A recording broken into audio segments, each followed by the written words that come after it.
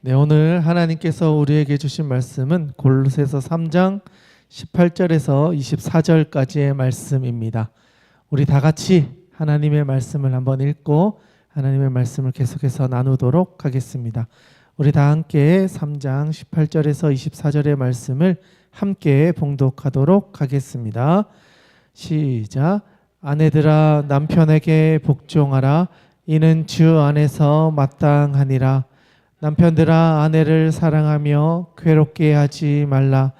자녀들아 모든 일에 부모에게 순종하라. 이는 주 안에서 기쁘게 하는 것이라. 아비들아 너희 자녀를 노엽게 하지 말지니 낙심할까 함이라. 종들아 모든 일에 육신의 상전들에게 순종하되 사람을 기쁘게 하는 자와 같이 눈가림만 하지 말고 오직 주를 두려워하여 성실한 마음으로 하라. 무슨 일을 하든지 마음을 다하여 주께 하듯 하고 사람에게 하듯 하지 말라. 이는 기업의 상을 주께 받을 줄 아나니 너희는 주 그리스도를 섬기느니라. 아멘. 할렐루야. 우리 옆에 있는 분들과 한번 인사하겠습니다. 오늘도 잘 오셨습니다. 오늘도 잘 오셨습니다. 네, 귀한 예배 자리에 나오신 모든 분들에게 하나님께서 주신 은혜가 가득하기를 주님의 이름으로 축복합니다. 아멘. 네, 오늘 나누고자 하는 말씀은요, 골로새서에 있는 말씀입니다. 여러분 혹시 골로새서 하면 떠오르는 것이 혹시 있으신가요? 골로새서 하면? 골로새서. 네. 네, 뭔가 말이 떠오르는데 막상 설명하려고 하니까 좀 막연할 수도 있을 것 같아요. 골로새서 하면 제일 먼저 저는 떠오르는 게 옥중서신이다. 이게 제일 먼저 떠올라요. 여러분 옥중서신에는 4개가 있죠. 에필골몬이라고 하죠. 그래서 그 중에 세 번째 에필골, 이게 골이 골로새서를 이야기하는 거죠. 그래서 에필골몬이라고 이야기하는 4개는 사도 바울이 감옥에 있을 때 쓴 서신이다라고 해서 옥중서신이라는 별명을 또 그런 이름을 가지고 있습니다. 그런데 감옥에서 쓴 거잖아요. 그러면 뭔가 일반적인 서신과는 좀 다른 특별한 서신일 것 같은데 도대체 어떤 내용을 다루고 있는가 해서 1장에서부터 이렇게 천천히 읽어보니까 좀 특이한 점이 좀 있어요. 이 골로새서가 가지고 있는 특이한 점. 어떤 특이한 점이 있느냐면 이 교회는요, 사도 바울이 세운 교회가 맞을까요? 아닐까요? 자, 둘 중에 하나예요. 사도 바울이 세웠다, 사도 바울이 안 세웠다. 둘 중에 하나거든요. 자, 여러분들 한번 생각해 보시기에 사도 바울이 쓴 거 이게 개척한 교회로 보이시나요? 아니면 다른 사람이 개척한 교회로 보이시나요? 자, 1장을 한번 가보도록 하겠습니다. 처음 들으시는 것 같은데 예전에 제가 사도행전 할 때 몇 번 이야기를 했었거든요. 골로새서 1장 7절 한번 가서 읽어보도록 하겠습니다. 골로새서 1장 7절인데요. 함께 읽겠습니다. 시작. 이와 같이 우리와 함께 종된 사랑하는 에바브라에게 너희가 배웠나니 그는 너희를 위한 그리스도의 신실한 일꾼이요. 아멘. 자, 1장 7절을 보니까 어떤 내용이죠? 이게 누구에게 배웠다고요? 에바브라라고 하는 사람이 이 골로새 교회를 세운 사람이라는 것을 보게 돼요. 그리고 사도행전의 내용을 보면요, 사도 바울이 3번의 전도 여행을 가는데 3번째 갔을 때 에베소라고 하는 지역에서 약 3년 가까운 시간을 들여서 사람들을 키우는 일을 하거든요. 그때 이 에바브라라고 하는 사람이 그 에베소 근처에 왔다가 사도 바울이라는 사람이 어떤 이야기를 하는지 듣기에 그 모임에 나왔던 것으로 추정해요. 그래서 그때 에베소에서 주님을 만나고 하나님의 그 계명을, 그 명령을 나도 지켜야 되겠다고 해서 자기가 살고 있던 골로새라는 동네로 돌아가서 가정에서부터 교회를 시작했다라고 알려져 있어요. 그러니까 이 골로새 교회는요, 사실은 사도 바울이 개척한 교회가 아니었다라는 거예요. 오히려 사도 바울이 전했던 부흥회 또는 사경회 또는 그 어떤 전도 집회 안에 와서 복음을 들었던 에바브라가 고향에 가서 세웠던 교회였다라는 거죠. 그러면 사도 바울에게 있어서 이 교회는 어떤 교회처럼 느껴질까요? 내가 정말 피땀 흘려서 세운 교회는 아니었지만 복음의 씨앗이 뿌려져서 그곳에서 또 교회가 세워졌고 그곳에 있는 성도들이 믿음으로 잘 살아가고 있다라고 할 때 손주 교회 같은 거예요. 내가 낳은 자녀는 아니지만 그 자녀가 낳은 또 하나의 교회 같으니까 마음 가운데 이제 더 사랑하고 아껴주고 챙겨주고 뭔가 도와주고 싶은 마음이 커졌던 교회가 골로새 교회였다라는 거예요. 그래서 거리를 이렇게 살펴보면요, 에베소하고 골로새가 약 한 130km 정도 거리에 이런 차이가 있거든요.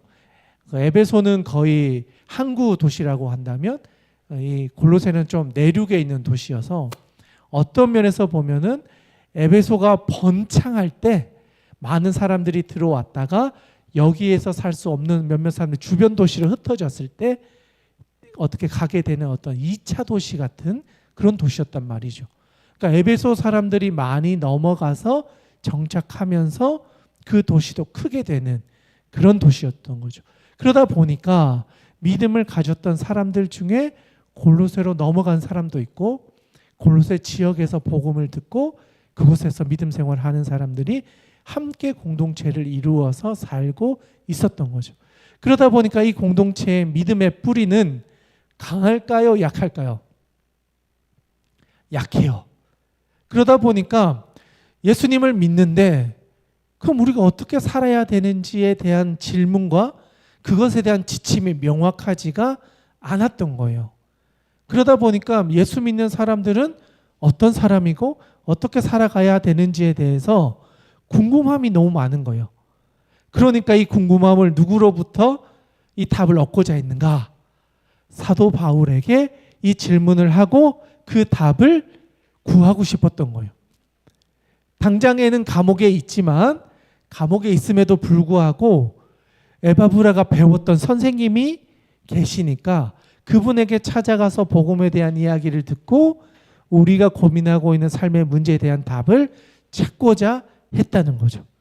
그래서 사도 바울이 골로새서에서 이야기하고 있는 여러 가지 이야기들 중에서는 그리스도인으로서 어떻게 살아야 됩니까 하는 이런 구체적인 삶의 윤리나 도전들에 대한 이야기들이 많이 기록되어져 있다는 거예요.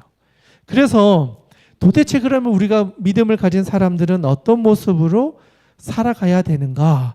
그 원리가 무엇인가? 이것에 대한 질문을 한다는 거죠. 그래서 사도 바울이 그들에게 가르쳐 주었던 아주 중요한 지침이 있어요. 뭐냐면 우리 한번 찾아보면 좋겠는데요. 3장 9절과 10절입니다. 3장 9절과 10절인데요. 아주 중요한 이야기를 하고 있어요. 골로새서 3장 9절과 10절 말씀 우리 같이 한번 읽도록 하겠습니다. 시작. 너희가 서로 거짓말을 하지 말라. 옛사람과 그 행위를 벗어버리고 새 사람을 입었으니 이는 자기를 창조하신 이의 형상을 따라 지식에까지 새롭게 하심을 입은 자니라. 아멘. 자, 3장 9절과 10절에 보니까 비교가 되고 있는 어떤 집단이라고 해야 될까요? 비교가 되고 있는 두 개가 있죠. 뭐와 뭐가 비교되고 있죠? 옛사람과 새 사람이 비교되고 있다는 거예요. 그러니까 골로새 사람들에게 제일 중요한 게 뭐라고 그랬죠? 내가 그리스도인이 됐는데 내가 어떻게 살아야 되는지 모르겠다라는 거였잖아요. 그러니까 그리스도인이 되기 전의 삶은 여기서 말하는 옛사람이었다면 이제는 우리가 구주를 예수 그리스도 나의 구주로 믿게 되었으니 우리는 어떤 삶을 살아야 되는가? 새 사람으로서의 삶을 살아가야 됩니다 라고 하는 거예요. 그리고 여기에서 멈추는 것이 아니라 지식에까지 새롭게 하심을 입은 자로 살아가야 됩니다 라고 하는 이야기를 하고 있다는 거예요. 그래서 보니까 옛사람에서 새 사람으로 가는 것이 그리스도인의 모습이어야 합니다. 그러면 옛사람에서 새 사람이 되는 가장 중요한 어떤 기준점이 되는 게 뭔가? 그것에 대해서 사도 바울이 3장 13절과 14절에서 이야기하고 있어요. 우리 한번 읽어보면 좋겠는데요. 13절 14절입니다. 3장 13절 14절 우리 같이 한번 읽어보겠습니다. 시작. 누가 누구에게 불만이 있거든 서로 용납하여 피차 용서하되 주께서 너희를 용서하신 것 같이 너희도 그리하고 이 모든 것 위에 사랑을 더하라. 이는 온전하게 매는 띠니라. 아멘. 여기에 보니까 옛사람에서 새 사람으로 바뀌어져서 살아가는 우리들에게 어떤 기준점으로 제공되어지는 게 있는데 바로 주께서 너희를 용서하신 것처럼 너희도 용서하고 사랑해라. 지금까지는요, 사람들이 말하는 어떤 기준점들이 있었어요. 그런데 이제 그 기준점이 누가 되냐? 주님이 되었다는 거예요. 예수 믿는 사람들의 기준은 세상에서 말하는 기준이 아니라 예수 그리스도께서 어떻게 하실 것인가? 예수 그리스도께서 기뻐하시는 것인가? 그분이 우리에게 그렇게 살라고 말씀하셨는가? 기준이 주님으로 바뀌어져야 된다라는 이야기를 하는 거예요. 그리고 나서 주님으로 바뀐다는 게 그러면 어떤 기준인지 조금 더 구체적으로 우리가 살아가는 실생활에서 적용할 수 있는 방법을 가르쳐 주십시오. 이렇게 이야기를 하니까 그 아래에 나오는 17절에서 한번 정리를 해주고 있어요. 17절도 같이 한번 읽어보겠습니다. 시작. 또 무엇을 하든지 말에나 일에나 다 주 예수의 이름으로 하고 그를 힘입어 하나님 아버지께 감사하라. 아멘.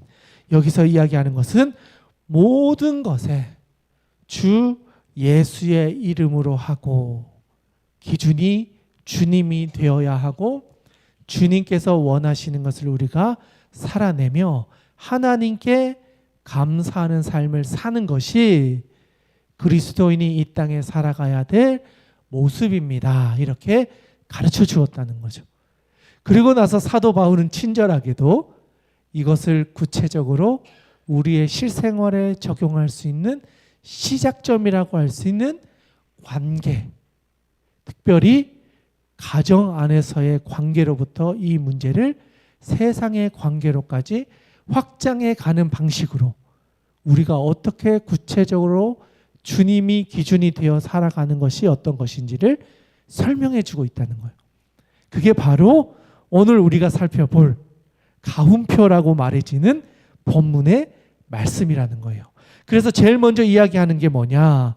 18절의 말씀입니다. 우리 같이 한번 읽어보겠습니다. 시작. 아내들아 남편에게 복종하라. 이는 주 안에서 마땅하니라. 아멘. 자, 18절에 제일 먼저 나오는 관계가 누구의 관계죠? 아내와 남편이에요. 그런데 왜 사도 바울이 제일 먼저 이야기하는 게 아내와 남편, 부부 관계냐? 바로 하나님께서 인간을 창조하시고 제일 먼저 만들어 주신 것이 가정이었고 그 가정의 시작이 부부의 관계에서부터 모든 것이 시작되었기 때문이에요. 그래서 하나님께서는 이 세상의 모든 관계를 풀어가는 시작점이 바로 부부의 관계로부터 풀려져야 그것을 보고 자라는 자녀들도 변화될 것이고 그들이 나아가 살아가는 세상도 변화될 것이고 그러니까 세상을 바꾸는 혁명이 필요한 것이 아니라 부부가 가정이 변화될 때 비로소 이 세상이 하나님의 나라가 되는 변화를 경험하게 될 것이라는 것을 우리에게 알려준다는 거죠. 가정이 부부의 관계가 바로 우리가 이 세상을 바꾸는 시작점이라는 거예요. 부부의 관계, 가장 친밀한 관계. 여러분 여기서부터 하나님의 나라가 임할 때 비로소 하나님의 나라가 이 땅에 이루어질 수 있다는 거예요.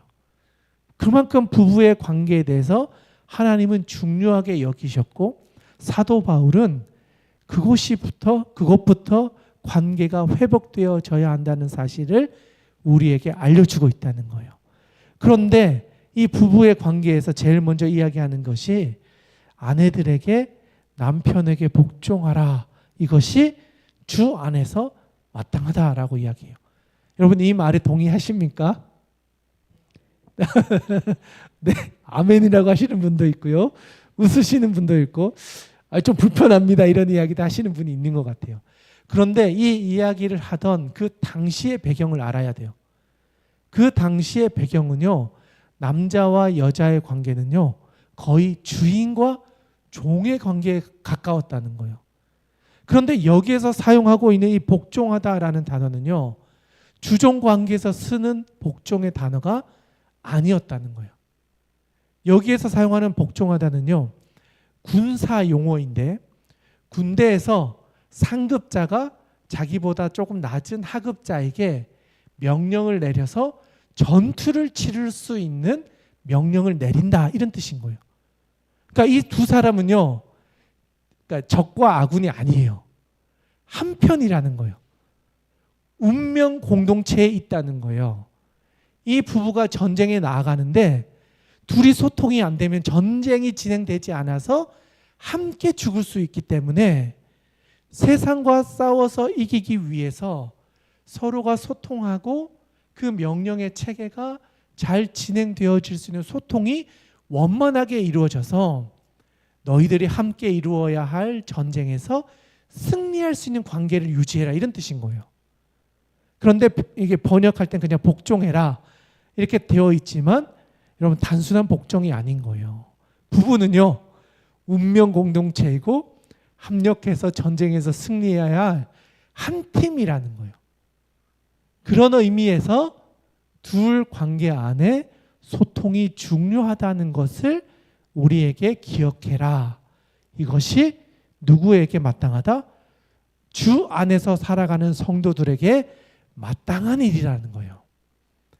반대로 말하면 주님을 믿지 않는 사람들의 관계는 이렇지 않았다는 거예요. 사도 바울이 살았던 그 시대의 여인들은 거의 그러니까 물건 중에 좀 고귀한 물건과 같은 관계였다는 거예요. 아내를 그렇게 귀하게 여기는 남편들이 많지 않았고 모든 것이 남성 중심의 사회였을 때 이런 이야기를 사도 바울이 했다는 거예요. 여러분 어떠세요? 지금에서 보면 좀 불편해 보이지만 그 시대의 이 이야기는요.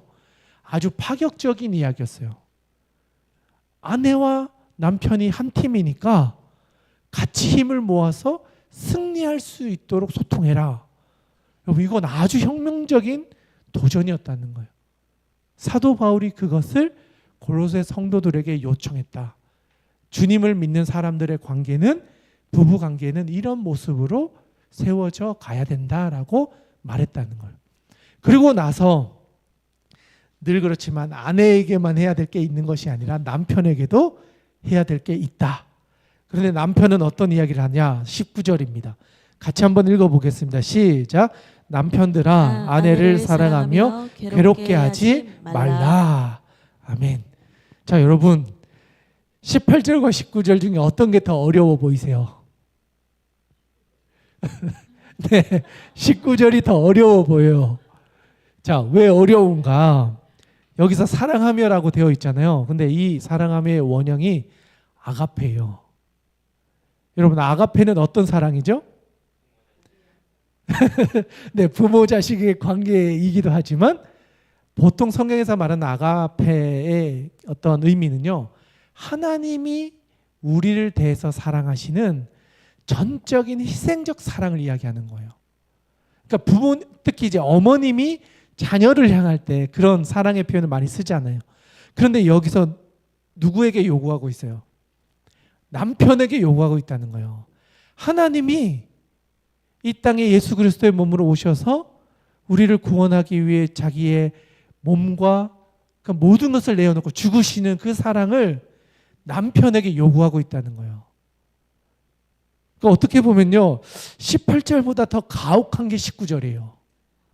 18절은 소통하고 관계를 유지해 나가는 정도라면 19절은 남편은 죽어라 이런 뜻인 거예요. 너는 죽어야 된다. 넌 아무것도 없다. 그냥 아내가 하자는 대로 해라. 이런 의미인 거예요. 더 무서운 말을 19절에서 하고 있다는 거예요. 그런데 사랑하라 여기에서 멈추지 않고 뒤에 어떤 게 나오죠? 괴롭게 하지 말라는 거예요. 그러니까 괴롭게 하다도 또 제가 찾아보니까 원형의 의미를 찾아보니까 화를 내게 하지 말고 괴롭게 하지 말고 슬프게 하지 말고 마음에 아픔을 주지 말라 이런 뜻인 거예요. 단순히 괴롭게 하지 말라는 의미가 아니라 그 사람의 마음이 늘 평안할 수 있도록 남편은 힘써야 된다는 거예요. 자, 여러분 18절과 19절 중에 어떤 게 더 어려워 보이십니까? 제가 보기엔 이건 남편에게 더 가혹한 명령인 것 같아요.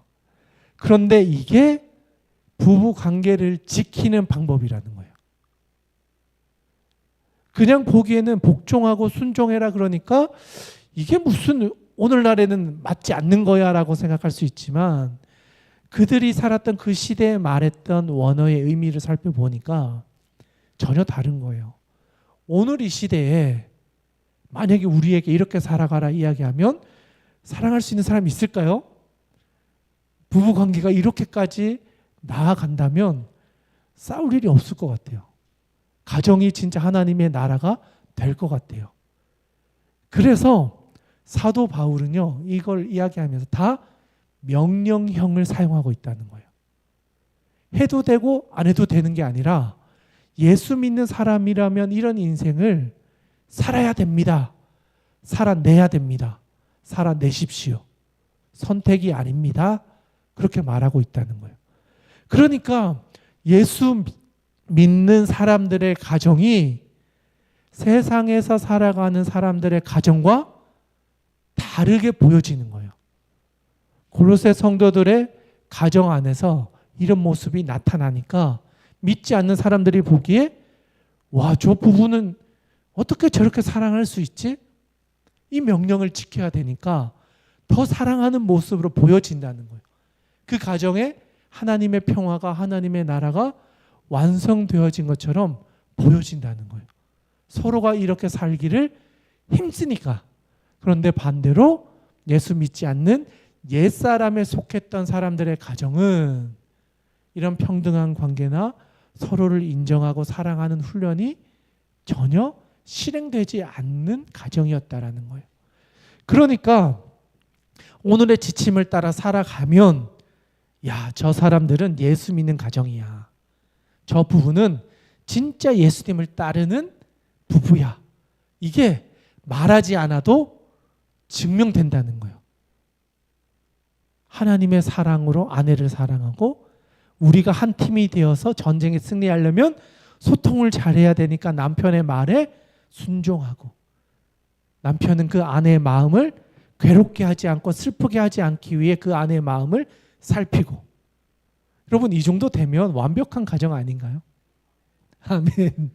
사도 바울은 이런 가정이 예수 믿는 가정의 모습이다라고 우리가 알려주는 거예요. 부부가 이렇게 되었다면 이제 그 다음은 어떤 관계일까요? 네, 부모와 자녀의 관계요. 부모의 자녀의 관계도 참 재미있는 표현이 많이 나오는데 한번 읽어보도록 하겠습니다. 20절 말씀 우리 같이 한번 읽겠습니다. 시작.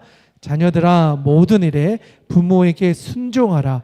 이는 주 안에서 기쁘게 하는 것이니라. 아멘.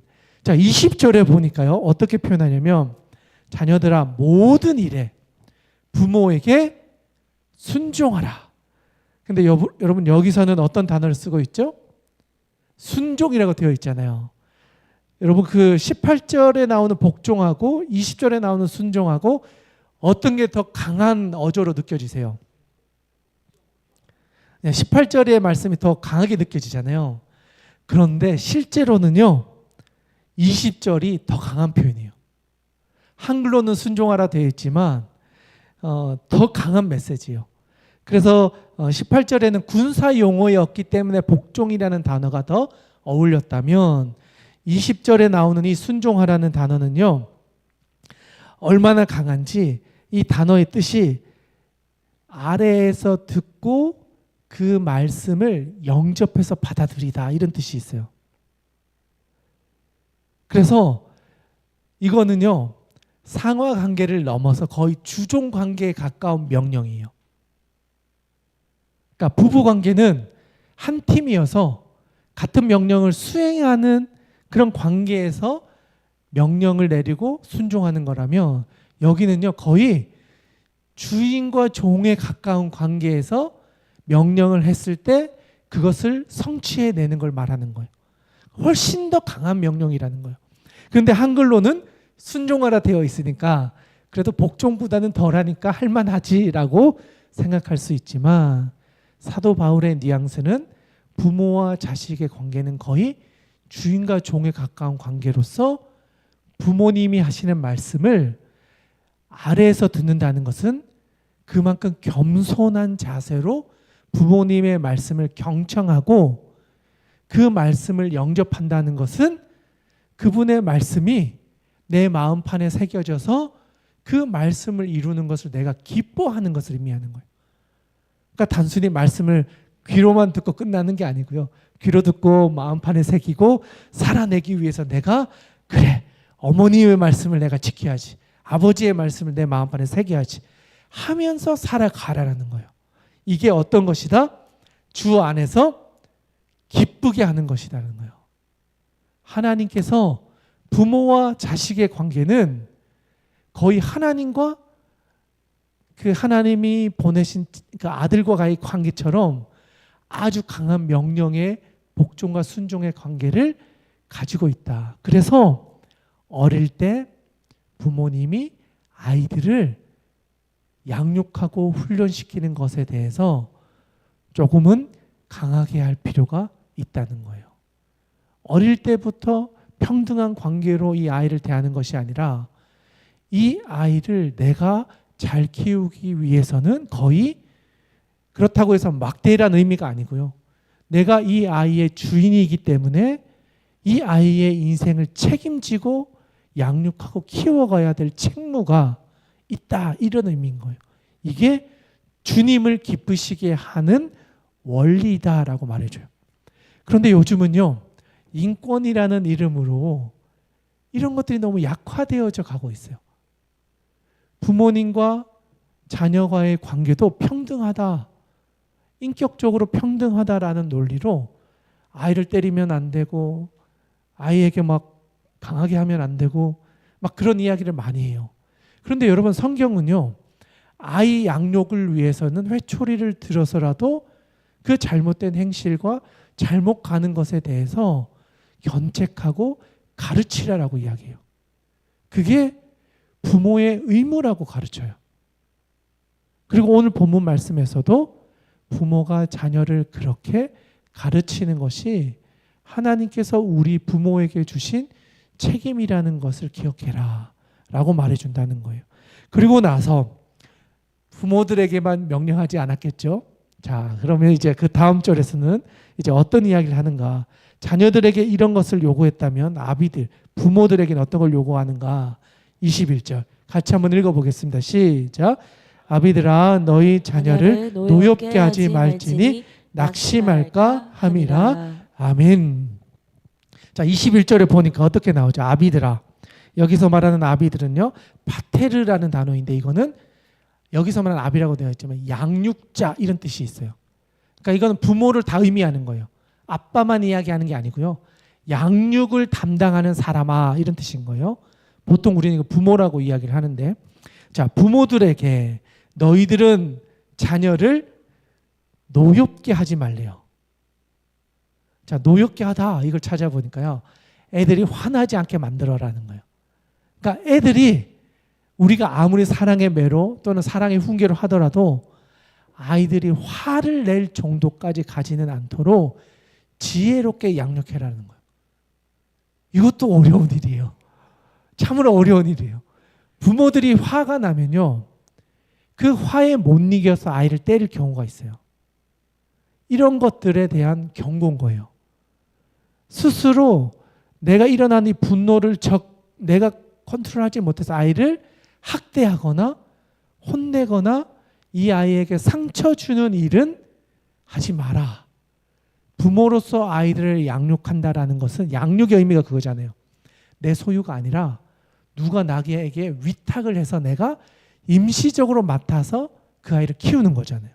그러니까 이 아이는 하나님 소유인데 하나님이 우리 집에 우리의 가정에 선물로 주셔서 이 아이가 성인이 될 때까지 내가 이 아이를 대신 양육해주는 역할이라는 거예요.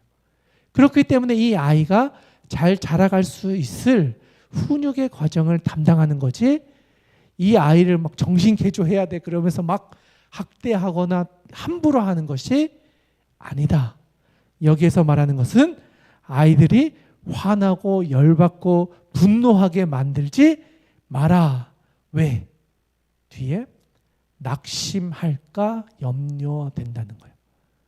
그래서 낙심하다라도 제가 좀 찾아봤더니 이것은 어떤 의미냐면, 우리는 낙심하다라고 되어 있잖아요. 그 원어의 의미에는 또 다른 의미가 있는데 바로 열정을 잃어버리다, 그리고 낙담해서 마음을 닫아버리다, 이런 뜻이 있어요. 그러니까 아이를 훈육한다고 우리는 좋은 의도로 했는데 이 아이가 이제 다시는 그걸 안 하고 싶어져 버린다는 거예요. 자기가 하고 싶었던 것들까지도 잃어버릴 정도로 열정을 잃어버린다. 쉽게 말하면 부모님 때문에 내가 살아가고자 했던 방향을 놔버리는 거예요. 난 이제 그럼 막 살 거야. 부모님이 나한테 그렇게 했으니 나도 그러면 함부로 내 인생을 낭비할 거야.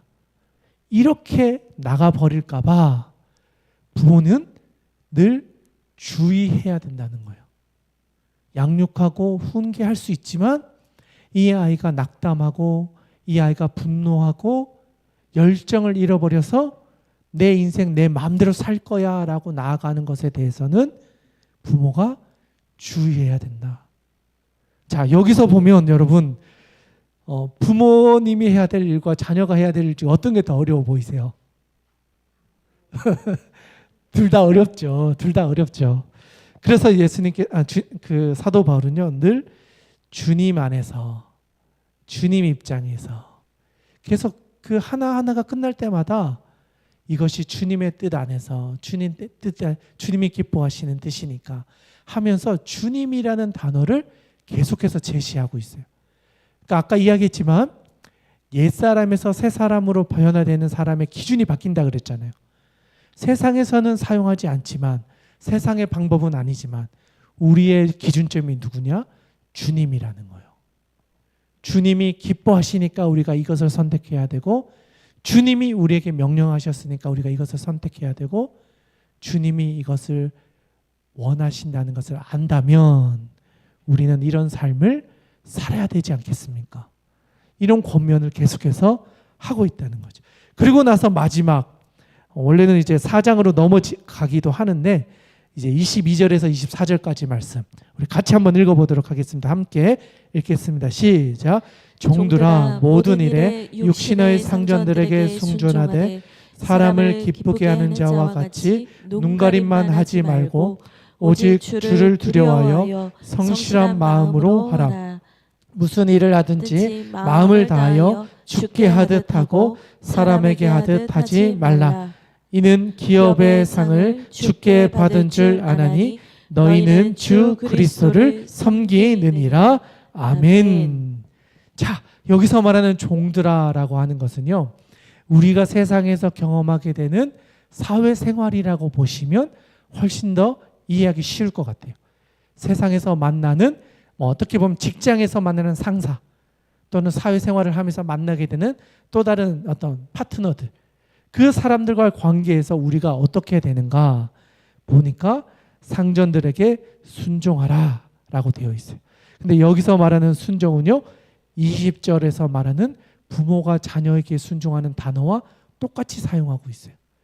세상에 나아가서도 내가 주인을 섬기듯이 그 상전들과의 관계를 맺어가라.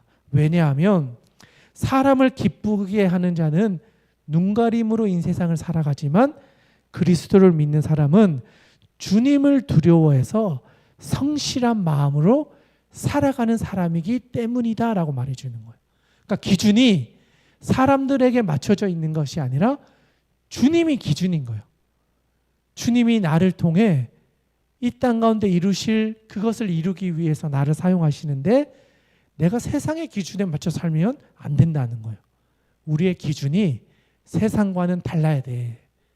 세상에서 하나 주고 하나 받는 기브앤테이크의 관계를 한다면 우리는 둘을 주고 하나만 받아도 하나님이 보고 계시니까, 하나님이 우리를 통해 이 사람을 살리시니까 희생하고 손해보는 것에 대하여 따지고 아까워하는 것이 아니라 하나님께서 갚아주실 것을 기대하며 살아갈 것을 고면한다는 거예요. 그리고 나서 23절에 가장 중요한 이야기를 하고 있어요. 무슨 일을 하든지 마음을 다하여 주께 하듯 하고 사람에게 하듯 하지 말라. 결국 우리의 기준이 주님이 되어서 살아가라. 그러면 세상에서도 너희가 예수 믿는 사람으로 인정받고 하나님이 주시는 유업을 받아 누리게 될 것이다. 24절에서 말하는 것이 이는 기업의 상을 주께 받을 줄 안다. 하나님이 그렇게 살아가는 사람들에게, 여기서는 기업의 상을 준다라고 하잖아요. 원어의 의미는 상속자가 받게 될 상을 그 사람이 받게 될 것이다 라고 이야기하고 있는 거예요. 믿음으로 살아가는 그 사람, 예수님이 내 삶의 주인이 되어 살아가는 사람들, 세상에서 보기에는 손해보는 인생 같아요. 좀 어리석어 보여요. 왜 자꾸 손해보고 희생하고 사람들이 다 하지 않는 곳에 가서 무너진 곳을 왜 살려야 되는가? 나 같으면 안 가고 좋은 곳에 가서 승진하고 사람들에게 인정받는 자리에 가고 싶은데 왜 아무도 가고 싶어 하지 않는 곳에 가서 희생하며 내 시간과 열정과 에너지를 써야 되는가? 그 사람에게는 상속자들이 받아 누릴 상을 하나님이 반드시 주실 것이기 때문이다라고 사도 바울이 말하고 있다는 거예요. 그래서 예수 믿는 사람은 이 세상을 바꿀 수 있다는 거예요. 갑자기 세상이 바뀌는 게 아니고요. 혁명을 해서 세상을 바꾸는 게 아니고요.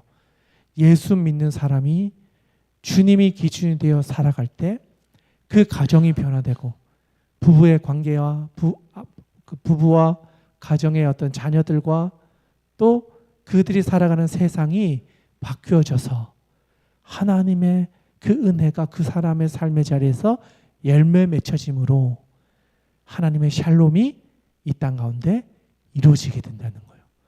그게 성경이 말하는 이 세상을 바꾸는 방식이라는 거예요. 저는 오늘 이 자리에 있는 여러분들의 인생 가운데 그런 하나님께서 우리에게 주시는 상속자의 상을 여러분의 삶 가운데서 경험하고 살아갈 수 있기를 주님의 이름으로 축원합니다.